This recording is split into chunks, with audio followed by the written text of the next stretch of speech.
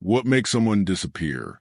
While still being there, there's a moment when everything changes, not with fanfare or warning, but with a simple act of opening a door.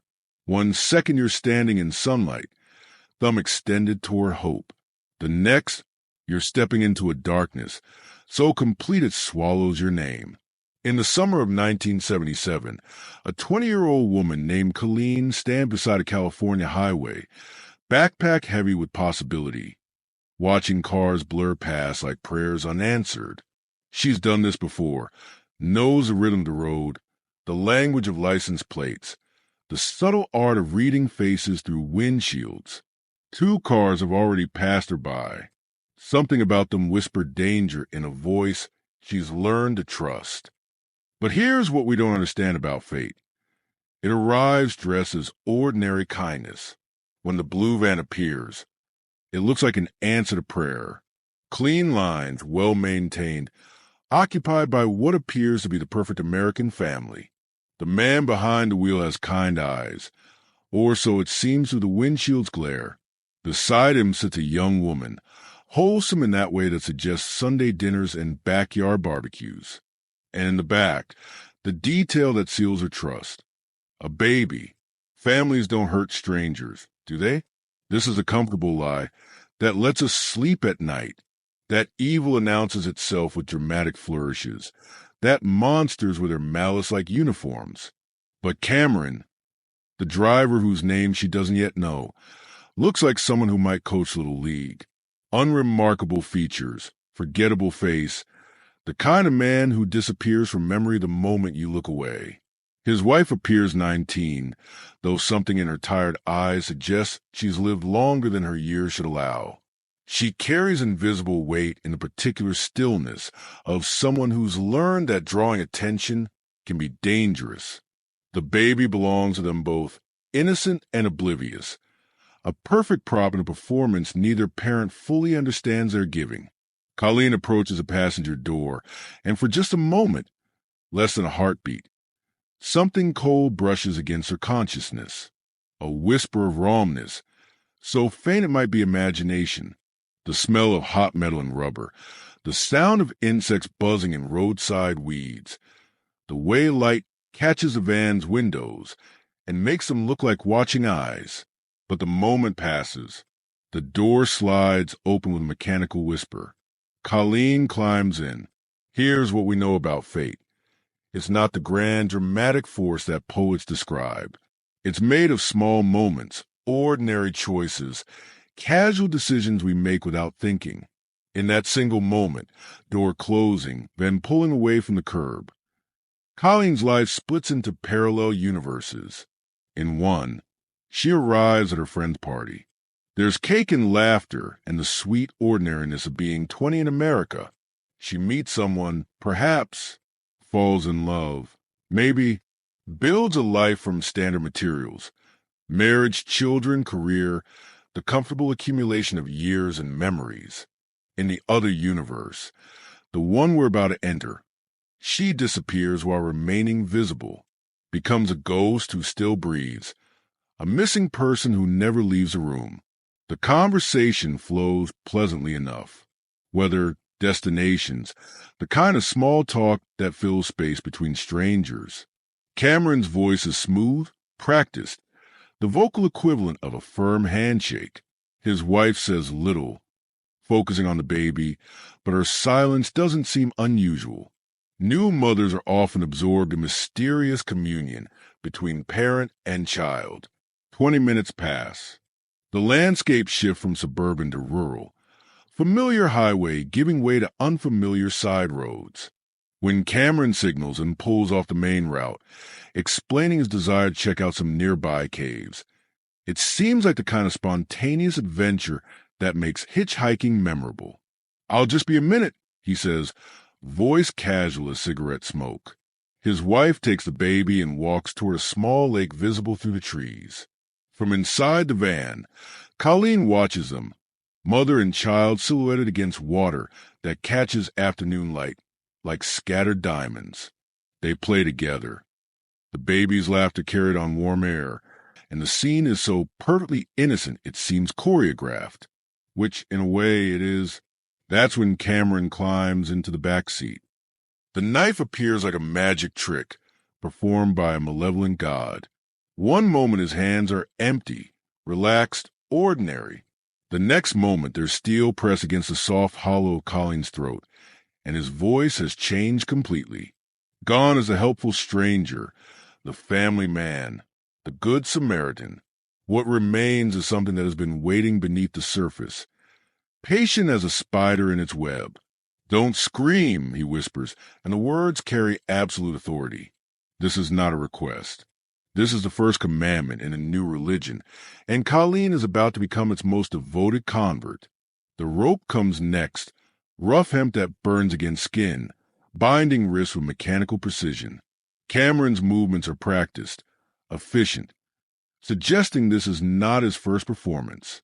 Then comes the box, a wooden crate that looks innocuous until you realize it's perfectly sized for a human being. 20 inches wide, 15 inches high, just deep enough for a person to exist, but not to live. Collen's world shrinks to the dimensions of a shipping container, and in that shrinking, something fundamental breaks that will never quite heal. The lid closes with sound like a coffin being sealed. If you believe stories like this should be told, consider liking, commenting, and subscribing. Darkness, not the comfortable darkness of a bedroom at night, where familiar shapes lurk in familiar corners and morning is guaranteed to arrive. This is absolute darkness, complete and hungry, the kind that swallows light and hope with equal appetite. It presses against her eyes like physical weight, dense and suffocating. The box smells of wood shavings and metal and something else, something organic and slightly sweet that might be fear or might be the lingering trace of whoever occupied the space before her. Because there was someone before her, wasn't there? Her name was Marie Elizabeth, 19 years old, disappeared from a small California town on a winter day. She spent her final hours in the same wooden prison, breathing the same recycled air, feeling the same walls pressing in from all sides. But Marie's story ended differently. Her box became a coffin for real, and her body lies somewhere in the California wilderness, wrapped in blankets and buried in a shallow grave that searchers will never find. Collen doesn't know any of this yet. All she knows is darkness and the sound of her own breathing, and the terrible realization that her life, her real life, the one filled with choices and possibilities, has just ended. What begins now is something else entirely. 7 years. Let that number settle in your mind like sediment in still water. 7 years of existing in a space smaller than most bathroom closets. 7 years of learning that the human body can adapt to almost anything, given enough time and motivation. 7 years of discovering that the mind is both more fragile and more resilient than we ever imagined. Collen becomes someone else in that box. Someone named K, a designation that strips away her history, her family, her entire sense of self, and replaces it with a single letter, a variable in an equation she doesn't understand. Cameron has rules, you see, systems and hierarchies, and carefully constructed mythologies. He's not just a sadist, though he's certainly that, but an architect of terror, someone who understands that true control comes not from physical restraint, but from psychological manipulation. He tells her about the company. Picture it, a vast, shadowy organization with tentacles reaching into every corner of society. Government agencies, police departments, schools, hospitals, all infiltrated, all watching, all ready to punish the slightest disobedience. They have files on everyone, photographs of families, detailed plans for retribution. Cross them, and they won't just hurt you. They'll destroy everyone you've ever loved. It's brilliant in its way. Terror made abstract, given form and structure and bureaucratic efficiency. Fear with a corporate logo and unlimited resources.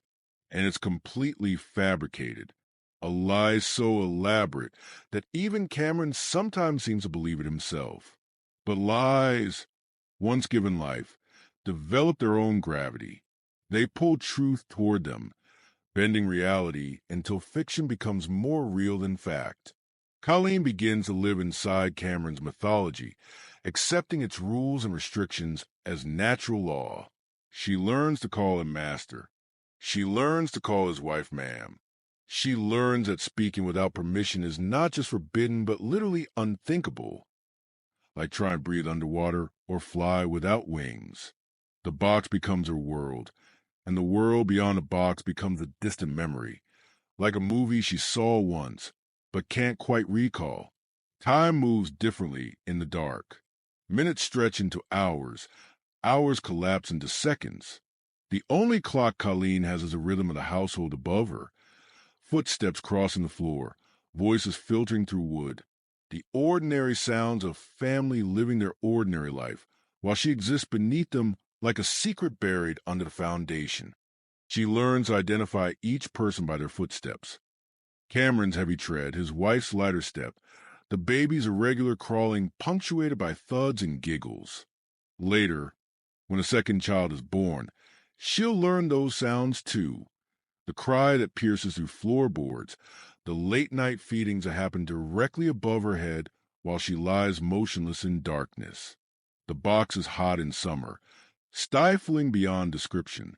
California heat builds layer upon layer until the air becomes thick as syrup, and Colleen learns to breathe in shallow sips, conserving oxygen like a deep-sea diver managing limited supply. Even with a small fan, a Mercy Cameron allows. Temperatures climb past 100 degrees, turning the wooden crate into a slow-cooking oven. Winter brings different tortures. Cold that seeps through cracks and settles into bones, making her teeth chatter so violently she's afraid Cameron will hear and punish her for noise. She learns to curl into impossible positions, generating heat through muscle tension, burning calories she can't afford to lose. Food comes irregularly, scraps and leftovers passed down like offerings to some underground deity. Sometimes barely edible, sometimes spoiled, occasionally fresh enough to remind her what eating used to feel like when she was human instead of inventory. Water is strictly rationed during daylight hours. None at all. Most days, creating a thirst so profound it becomes a living thing inside her chest, clawing her throat and making her tongue feel like leather. At night, when she's removed for Cameron sessions, she's allowed to drink, but only enough to keep her functional, never enough to satisfy. But here's what's strange. The mind adapts, even to this, especially to this. Colleen learns to leave her body. The psychologists have a name for it, dissociation. But that clinical term can't capture what actually happens in the darkness of that box. She discovers that consciousness is more portable than anyone imagines, that the essential self, the part that thinks and dreams and remembers, can detach from flesh and bone and exist somewhere else entirely. She goes to beaches where she played as a child, warm sand between her toes and the sound of waves erasing all other noise. She visits family dinners from years past, tasting her mother's cooking and hearing her father's laugh echoing across time. She creates entire worlds from memory and imagination, peopling them with friends and lovers and children she might have had in that other universe, the one where she never got in the blue van. It's a kind of superpower when you think about it, the ability to exist in multiple realities simultaneously. But superpowers always come a price, and the price for this one is steep. The gradual erosion of the boundary between what's real and what's imagined. Sometimes lie in the darkness. Colleen isn't sure which world is a dream and which is a nightmare. Cameron visits her at night, removing her from the box for what he euphemistically calls sessions. The details don't matter. Your imagination can fill in those blanks. What matters is that she survives them. Night after night, month after month, year after year. She survives. But survival takes many forms. Physical endurance is just the beginning. There's also the survival of sanity, of identity, of hope itself. And sometimes this is the part that's hardest to understand. Survival requires becoming someone else entirely, someone who can endure what the original person could never accept. Colleen learns to find gratitude in small mercies. When Cameron brings her a Bible, she's genuinely thankful.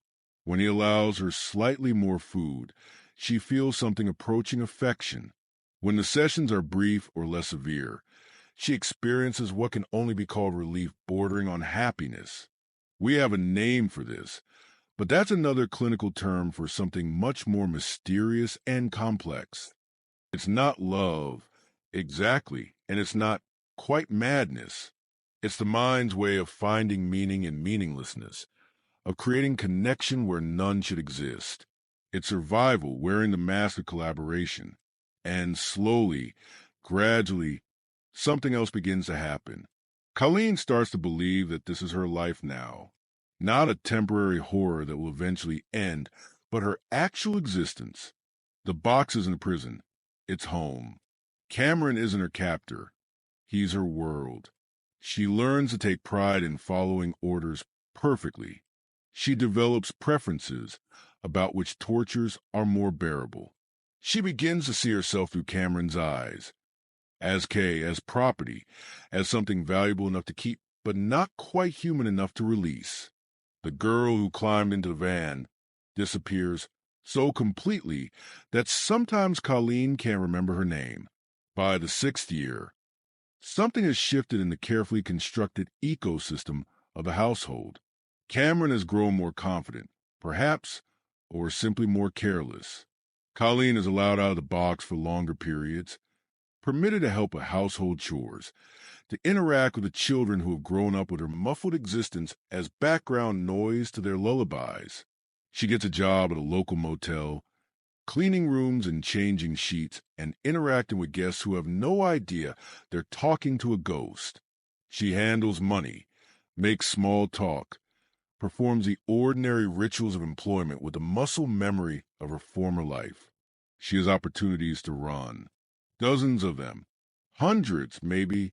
She's alone with strangers near telephones, within walking distance of police stations and fire departments, and all the institutions designed to help people exactly like her. She doesn't run. This is the part that makes us want to shake her, isn't it? The part that makes us shout at the story like we're watching a horror movie where the protagonist inexplicably walks toward the danger instead of away from it. Just tell someone. Just scream. Just run. But fear is a strange architect. It builds prisons that exist entirely in the mind, constructs walls from whispered threats and imagined consequences. The company isn't real. We know this, sitting safely in our chairs, hearing this story from a comfortable distance. But Colleen's terror of it is absolutely genuine, and terror, once it takes root, grows like kudzu, choking out logic and strangling hope. She's seen the photograph, you see, the one Cameron keeps beside the box, propped against her purse like a casual reminder. Marie Elizabeth's face, young and smiling and utterly unaware that she's looking at her future. Cameron has told Colleen what happened to Marie, how the company disposed of her when she became too troublesome, how her body was buried where no one would ever find it. It's a lie, of course. Cameron killed Marie himself with his own hands for his own reasons. But lies have their own gravity, and this lie is so heavy with menace that it warps everything around it. So Colleen cleans motel rooms and makes beds and chats with travelers, all while carrying the weight of absolute terror. She's learned to perform normalcy so perfectly that no one suspects the truth. She's become a method actor playing the role of a free person, and the performance is flawless. Until one day, when Cameron's wife can't carry the weight anymore. Picture her in that moment. 26 years old, mother of 2 children who have grown up in a house where screaming is as common as laughter. She's lived 7 years watching her husband systematically destroy another human being. 7 years of compartmentalizing, rationalizing, surviving by pretending that what's happening isn't really happening. but pretending is exhausting work. And eventually, even the strongest facades crumble. What breaks first? The sound of Colleen crying the night? The sight of her own children growing up in this atmosphere of casual horror? The gradual realization that she's not just a victim anymore, but an accomplice, a co-conspirator in something so monstrous it has no name? Or maybe it's simpler than that. Maybe it's just the accumulated weight of 7 years of silence, pressing down until even breathing becomes impossible. She goes to Colleen and speaks words that must feel like keys turning in ancient locks. The company isn't real. For words. For simple syllables that begin to unravel 7 years of carefully constructed mythology. But here's the truly strange part. Even as she frees Colleen from one lie, she can't quite let go of others. She insists that while Cameron isn't part of the company, the organization itself still exists, still watches, still threatens. Some chains are harder to break than others. Some lies are so fundamental to our understanding of reality that releasing them feels like letting go of gravity itself. Colleen listens to these revelations with the stunned confusion of someone waking from a particularly vivid dream. If the company isn't real, then what has she been afraid of all these years?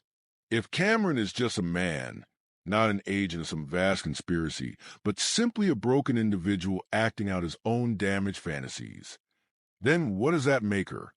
Free, whispers a voice she hasn't heard in 7 years. It makes you free. She leaves not with drama or fanfare, but with the quiet determination of someone taking their first breath after nearly drowning, walks to the bus station like any other traveler, purchases a ticket like any other passenger.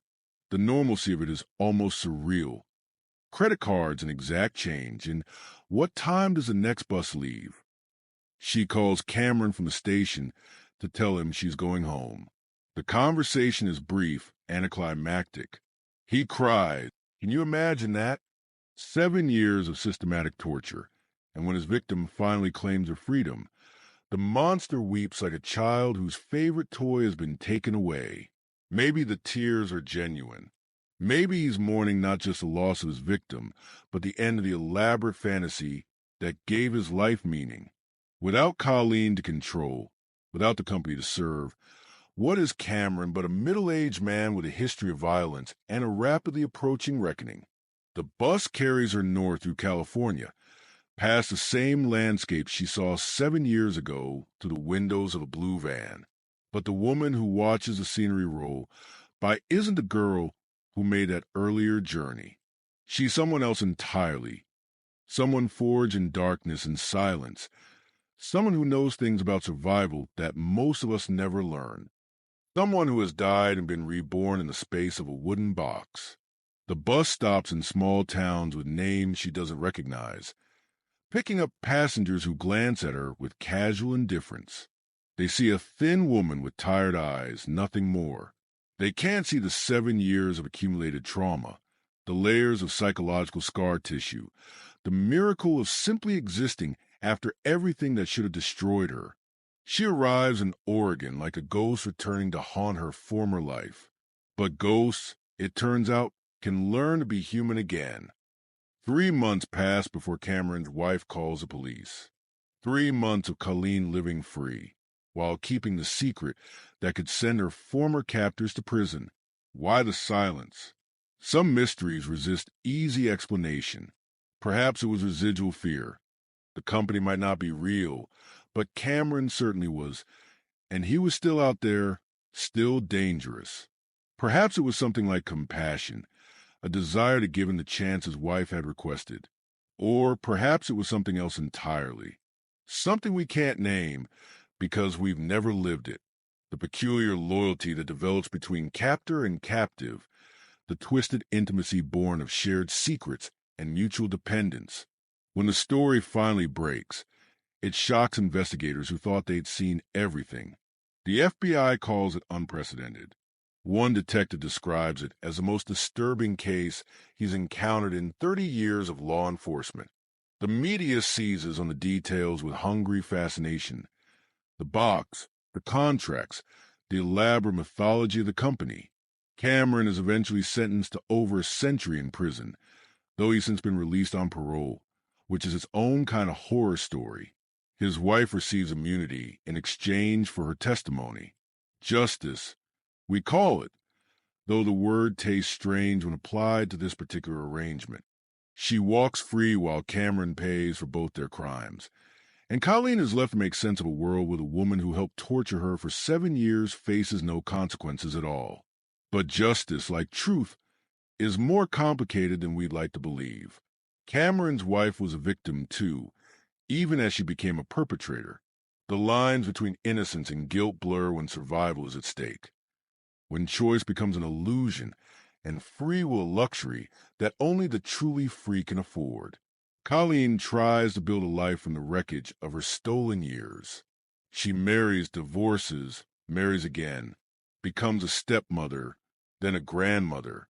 Each relationship carries the weight of her history, the invisible scars that no amount of love can fully heal. Every year on the anniversary of her escape, she celebrates with a beach party, a ritual of freedom, repeated annually like a prayer of gratitude. Friends and family gather to mark not her birthday or wedding anniversary, but the day she chose life over mere existence.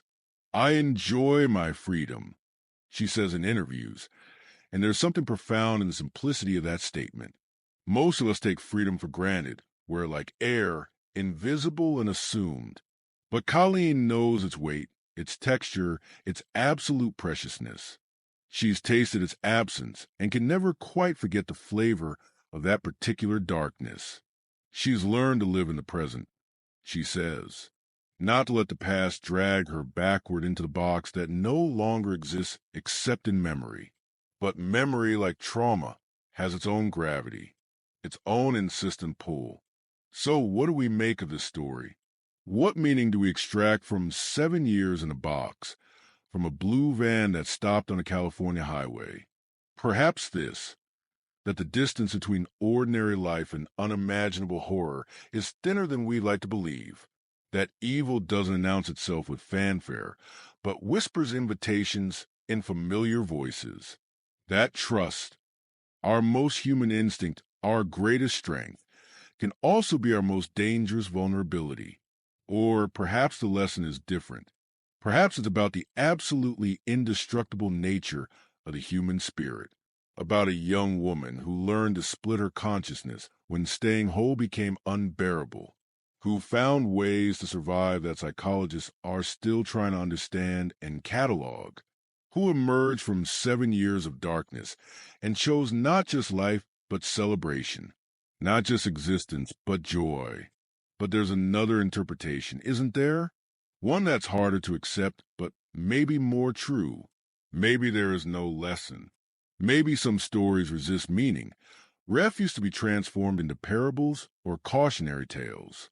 Maybe what happened to Colleen was simply what happened, a series of choices and chances and random encounters that added up to something unprecedented in its horror and its resolution.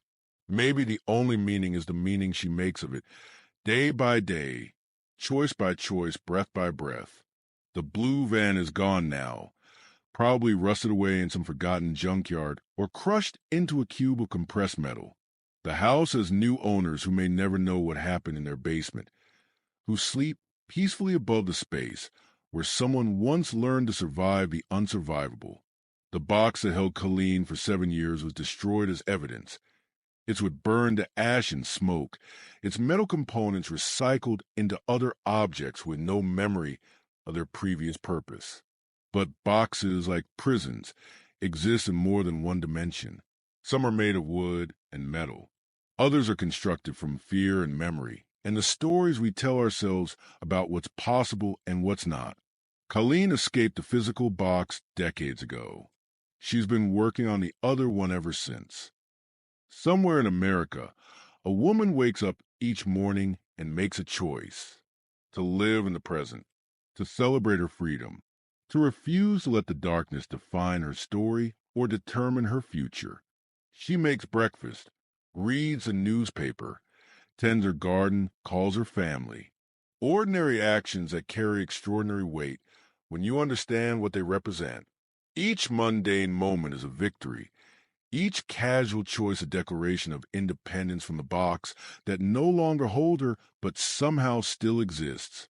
And maybe that's the most profound victory of all. Not that she survived, but that she transcended. Not that she escaped captivity, but that she refused to remain captive to her captivity. The girl who climbed into that van was named Colleen. The woman who stepped off the bus 7 years later was someone new, someone unnamed and maybe unnameable, someone who had learned the difference between existing and living, between breathing and being alive, someone who had died and been reborn in the space between one heartbeat and the next, someone unbreakable, someone free. Listen, in the end, we are all just stories we tell ourselves about who we are and what we survived and what we're capable of enduring.